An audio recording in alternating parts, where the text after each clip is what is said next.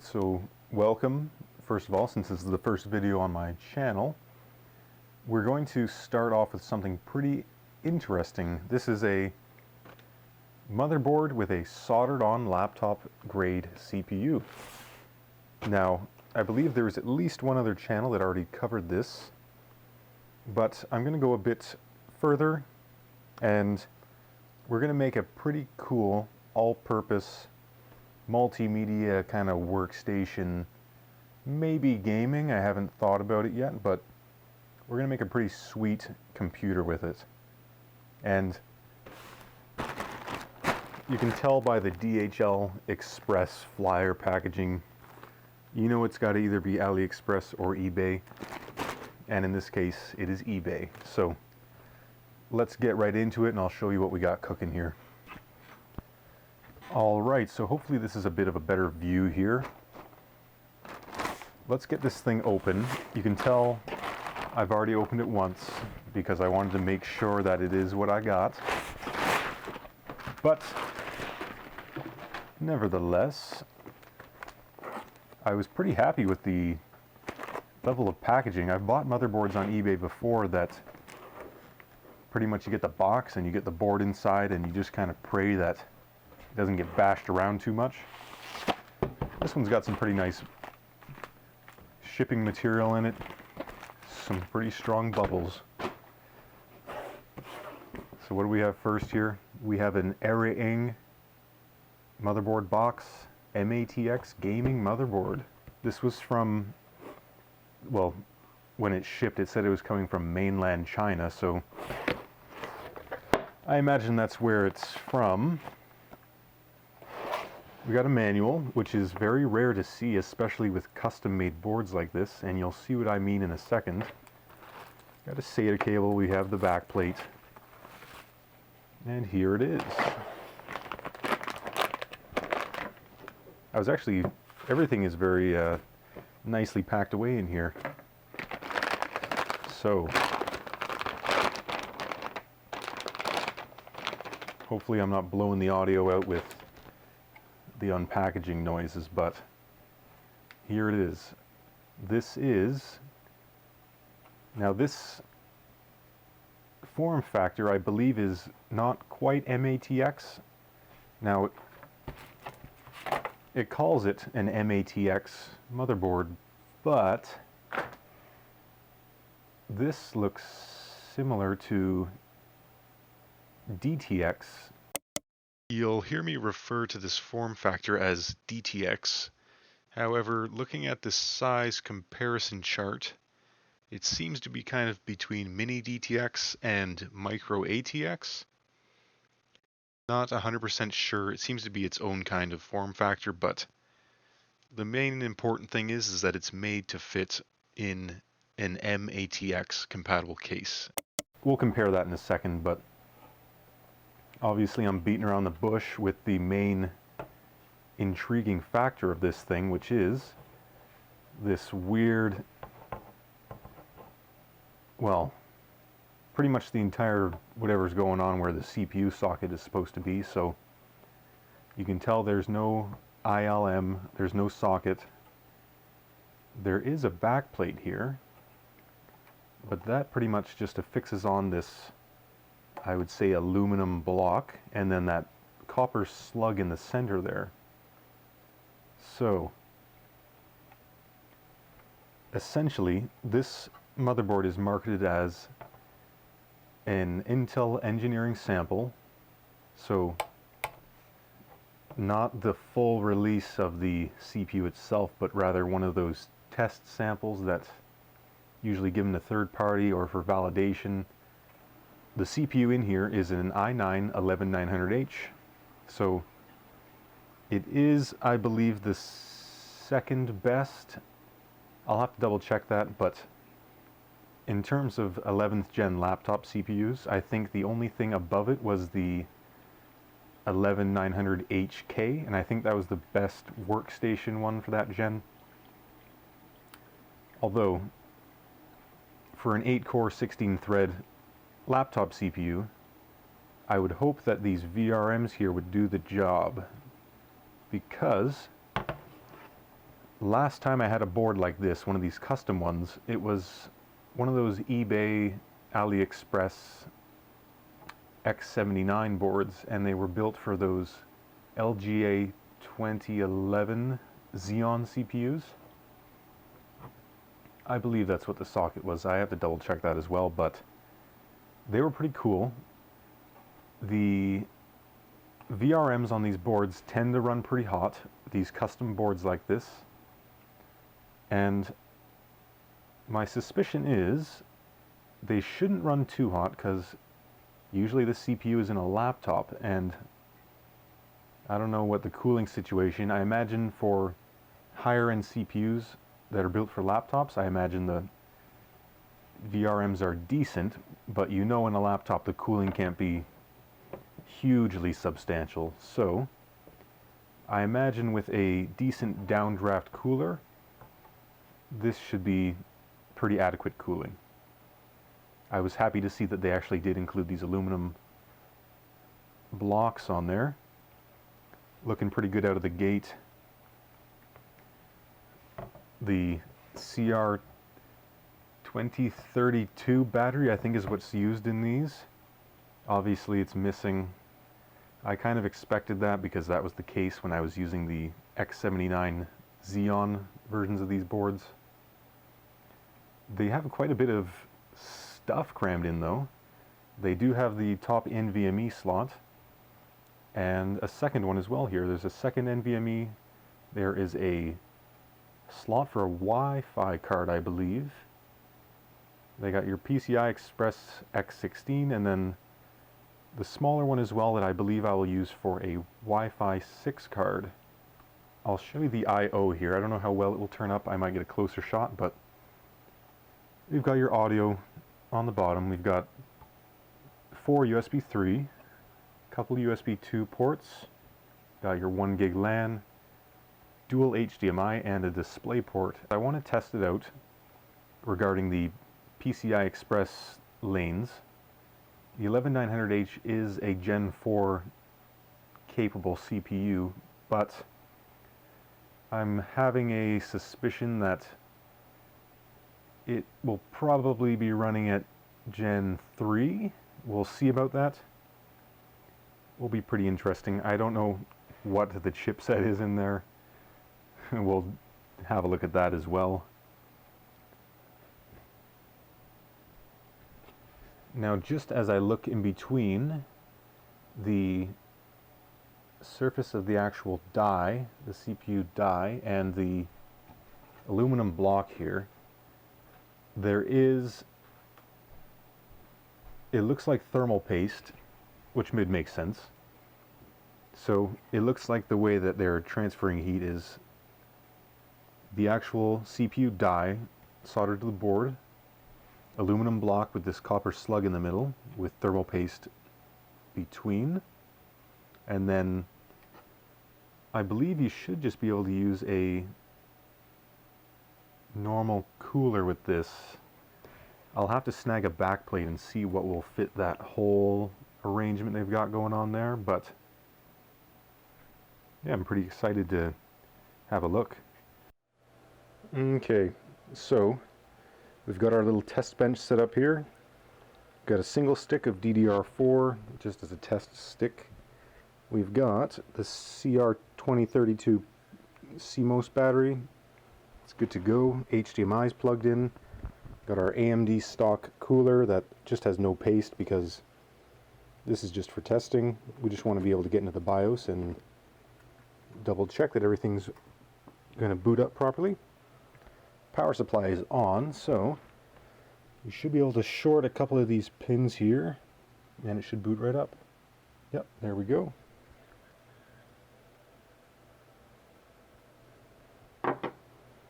Okay, looking good so far. I'm just going to switch to a tripod for this camera here and be able to see if anything pops up here. Seems to be taking its time.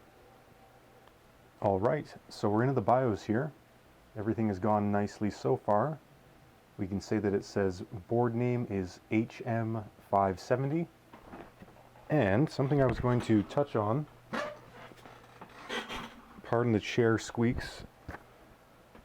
I read the manual that I carelessly threw aside like an imbecile. It provided some good information actually. So, there was a part that says the chipset is either a Z590 or an Intel HM570.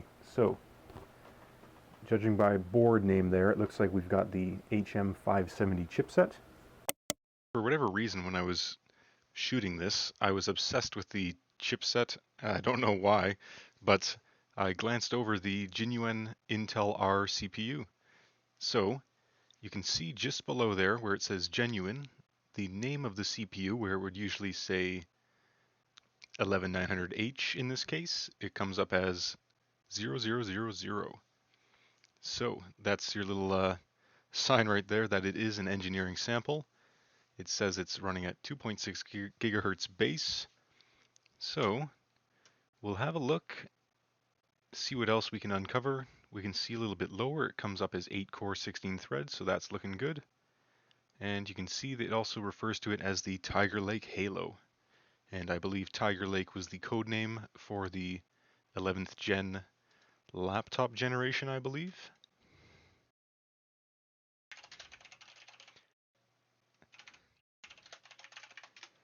Yep, okay. Upon just looking it up real quick here, it looks like the name Tiger Lake was the code name for the Intel Core mobile CPUs for 11th gen. Interesting. Here's the NVMe drive I'm going to use. It's a 1 terabyte PCIe 4 by Kingston. Now these NV2s are kind of like the budget high capacity drives that have been getting a lot of reviews lately. We're going to give it a shot and see how it does. Okay, so I was planning on running this NVMe in the top slot here, and I could just install it right there, and I was just going to install Windows 11. However, I don't want to paste down the AMD CPU. The longer I was sitting in the BIOS and looking around at things, the hotter the VRMs were getting, and for some reason the full-on setting for the CPU fan was having some problems, but I'm going to just snag a downdraft cooler that will properly fit in the hole arrangement here. I'm going to do a little bit of shopping and I think purchase a few other things, so let's go to my computer upstairs and do that. All right here, so I've put together quite the shopping list here. It's all going to be worth it. There's quite a few things we need though, and it's for a very particular build that I have in mind here. Here's the cooler I have chosen. You can buy any low profile cooler. You can see in this picture here actually. This is the idea. We want it to blow down onto the VRMs as well as cooling the CPU. But in this case it'll do both. Looks like it should be compatible with quite a few different Intel sockets. Should work perfectly for us. Now it says it has 4 heat pipes here in this particular Thermalright cooler, but this one just happens to have 6. So it was just a typo in the description here. Should be perfect. Also decent price too. When we switch over to our RAM that I have in mind, you can pretty much choose any DDR4 that you choose. I'm just going to snag this 32 gig kit from Kingston. Runs at 3200, which is fine for me. I haven't really tested whether the motherboard will run 3600 speed through XMP, so I'm just playing it safe and going with 3200, which is also the rated speed that the Intel 11900H will run at. We switch over to our case. Yep, weird design, or rather weird choice. The design is actually perfect for what I had in mind here. This is a case I did quite a lot of searching to find. It's the Inwin BL040. This is an MATX desktop case, and it comes with a 300 watt TFX PSU. Now the price here is a bit steeper than you'd think considering we're going with some cheaper alternatives like this Thermalright cooler. But I have good reasoning for buying this case. See here, it's got the TFX power supply down there. It's not your normal ATX PSU. Now, the reason I like this design is that you not only have the CD-ROM bay on the right side there, you also have this floppy drive bay. That's what that smaller slot is at the front, just above the USB ports. So, why would I care about that stuff? I'm trying to make this computer a kind of multimedia, all-purposes build with the exception of gaming, because in my case I don't really do a whole lot of gaming, but if I do, I have a designated computer for that. So this case can house a DVD burner as well as something very specific for that floppy drive bay. Now, I should have explained before I started going into the floppy drive. I'm not actually putting a floppy drive in that spot. I'm going to be using this, and I purchased one of these for a build I did for a neighbor. This is it's built by Sabrent. I have quite a few things that Sabrent makes. They have quite a few very niche things.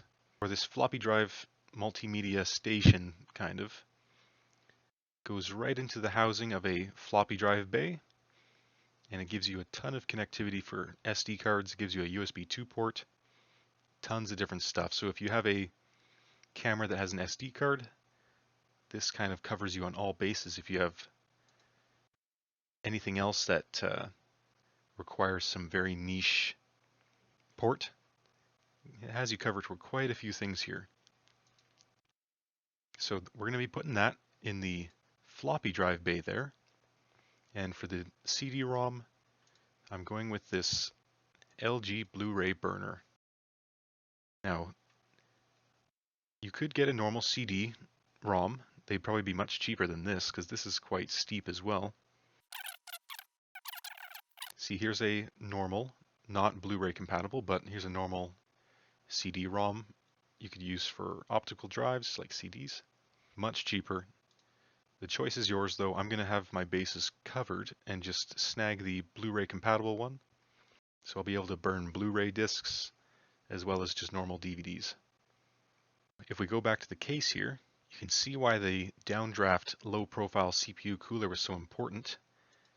It's because we want to make it fit in this compact little case.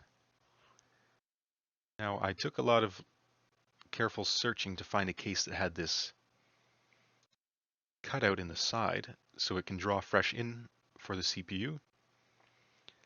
Spent a decent amount of time finding one that had both of these ports on it for the CD-ROM and the Sabrent SD card kind of multi-flash, this guy. So this one also comes with a power supply. And this price may seem really expensive for just a basic, this looks like something you'd find in your office's e-waste bin, but those TFX power supplies, which is this weird rectangular prism form factor, those are quite expensive. And I was looking for any ones that are made by third parties. So you can see here's one by Silverstone that's 113 bucks and it's only 300 watts. So the one they include is also 300 watts. Should do the job just fine for us since we're technically going to be using a laptop grade CPU, so I don't imagine that the power draw would ever get anywhere close to 300 watts. We're mainly going to be wanting to use the CPU's integrated graphics. So the reasoning I was going into the details of only using the Intel integrated graphics was because that was my planning. I only wanted to use, say, Intel QuickSync for Premiere. That was my specific use case. However, if you wanted to use this PC for gaming, you could always pick up a low profile graphics card like the GTX 1650. I did a lot of searching on low profile graphics cards and it seems like the 1650 is still one of the best for low profile compatibility. It depends which version you get. There's some that come with the Volta encoder and some that come with the Touring encoder.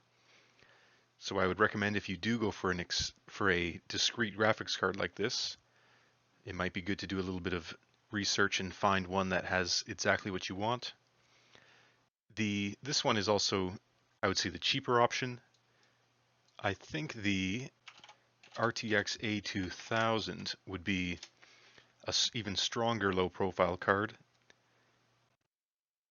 They're a little bit more expensive, but they do come with that low profile adapter. You could definitely fit that in there. They don't have an external missing low profile bracket. Okay, well, if you were going to buy one of these, you probably wouldn't get it on Amazon.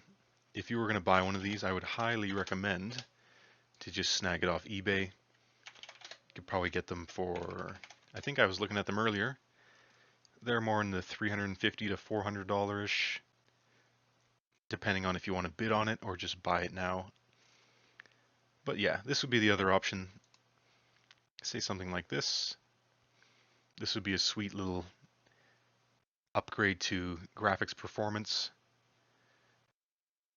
This is the 6 gig model, although I believe they also offer a 12 gig, but those are quite a bit more expensive, so I'm trying to keep the build a little bit cheaper.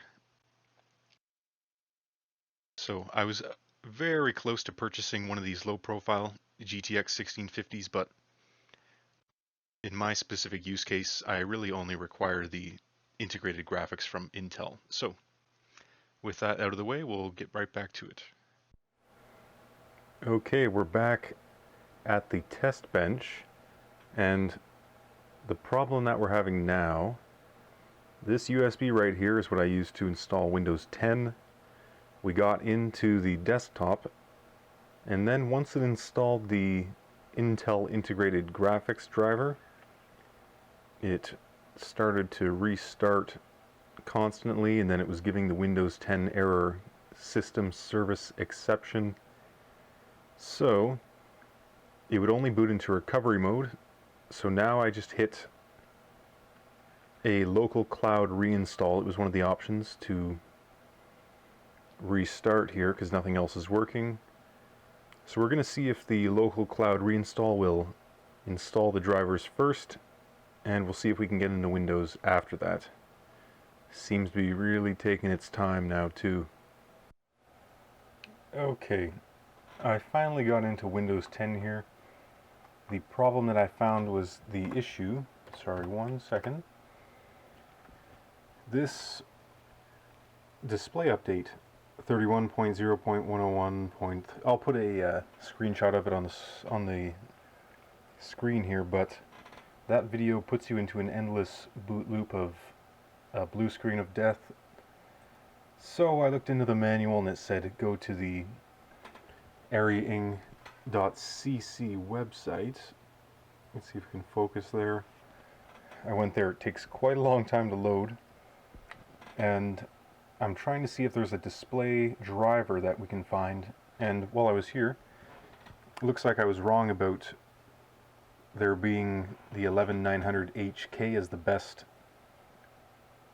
mobile CPU. There seems to be the 11900H, the 11950H, the 11980HK.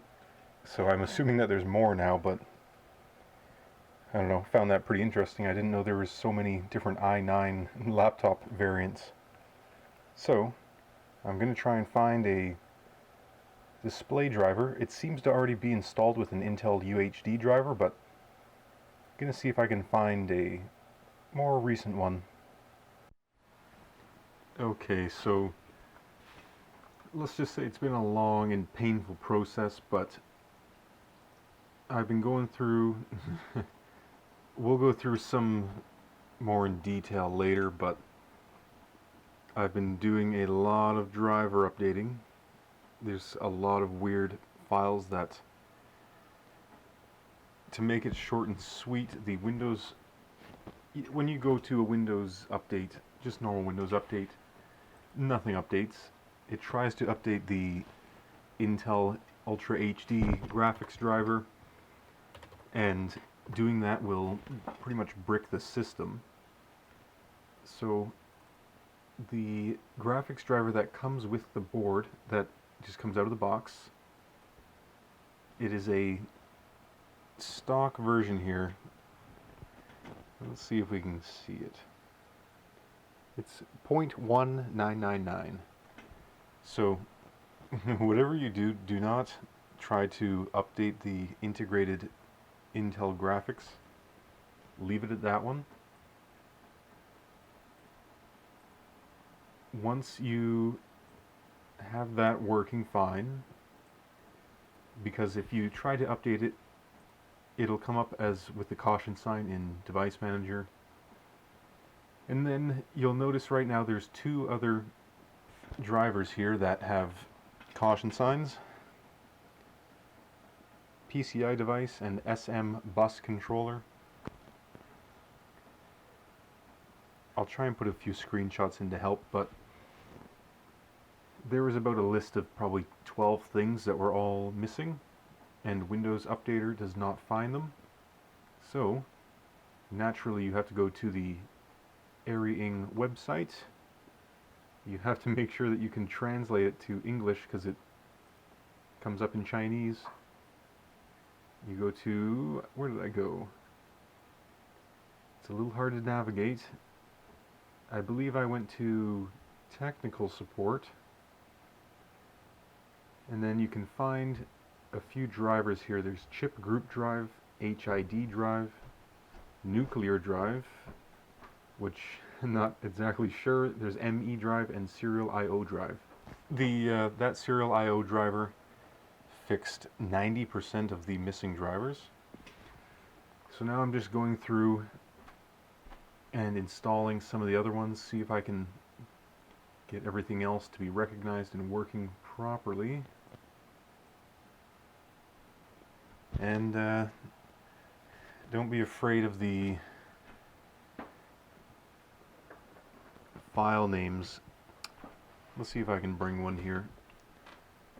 You may feel like you're opening the gates of hell to install these things because they're not really something you'd normally install. There's Windows has lots of security warnings from them, but if you download WinZip, open these RAR files, you can install them, and it pretty much takes care of most of the problems here. So sorry for the horrible camera work, but that's pretty much what I'm doing right now. It's been taking quite a while. Hopefully we'll get to the actual build soon. Okay, so excellent news. All of the drivers obtained through the ARRIing website worked perfectly. We have no more missing drivers. Everything's filled out here, which I'm very happy with. So the only other thing I wanted to check before proceeding was the capability of that top NVMe slot. And upon checking out Crystal Disk Info, we can see right there in transfer mode it's running at PCIe 4x4, which is excellent. So the slot's running at the right speed. The only other thing to check would be that the top PCI Express slot is running at 16 by 4 or 4 by 16 rather. But I have a good feeling that that'll be running at the right speed. We're just going to make sure that the CPU boosts to the correct speeds. We can see right now it looks like it's doing an all-core of 4.1. Ooh, it's actually heating up more than I thought it would. Looks like it's peaking around 75 degrees here.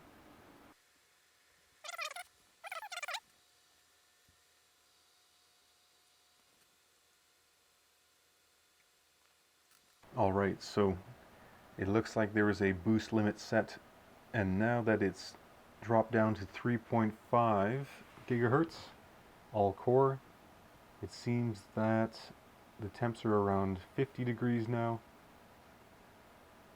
I suppose we can look later on if we can set those boost frequencies to be a bit heavier, because this cooler is much more substantial than what you'd have on a laptop, so we can definitely push it a bit harder. And I believe the BIOS had quite a few settings that we could work with.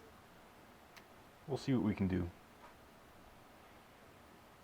Sorry this first video was a little bit dry, but the next one we're going to be getting into the build itself should be a bit more stimulating and not just dry information and painful driver installation. So stay tuned, and I should be getting it out in the next few days here.